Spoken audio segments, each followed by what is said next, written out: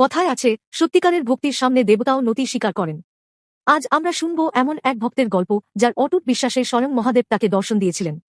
Welcome to Baneshwar বয় বাবাই YouTube channel. অনেক বছর আগে ভারতের এক ছোট্ট গ্রামে এক গরিব কিন্তু অত্যন্ত ভক্তিশীল যুবক বাস করত। তার নাম ছিল গোপাল।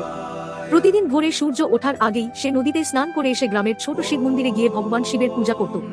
তার কাছে বটফুল, ধূপ বা প্রসাদ কিছুই ছিল না। সে শুধু বনের বেলপাতা আর নিজের আন্তরিক ভালোবাসা দিয়ে মহাদেবকে প্রণাম করত।